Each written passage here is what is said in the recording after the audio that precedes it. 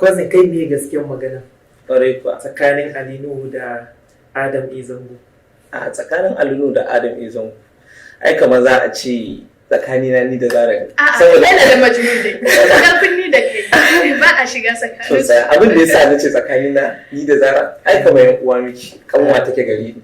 To tsakanin Alinu da Adam Isungu kamar yaya da ƙani ne. Kuma ba wani abu da yake shiga tsakanin su in ba soyayya ba, suna son junansu.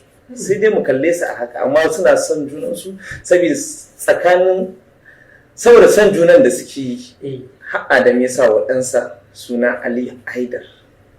Gaskiya saboda duk wanda ya yi takwara da sunan abokin sana'arsa ai kaga ku ya wuce abokin sana'a ya zama jini.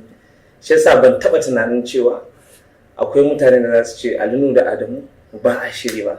Sai dai in kallo za ka ji ai ta raɗi to gaskiya dai Alinu da Adamu to ai ka san shi al'amarin duniya ko harshe da hakuri ana samun matsala zo mu zauna zo mu saba abinda kuma mutane ba sa fahimta kenan sun riga sun zama stars dan abu kaɗan da ya taso tsakanin yaya da kane sai a mai da shi wani kuma ba komai ba in ba za ka manta ba akwai fim din da Nuhu da Adam Zango da Margayi Nuhu suka yi wannan sakon da na gaya maka na zo mu zauna zo mu saba shi ne sakon da suka isar a cikin wannan fim din.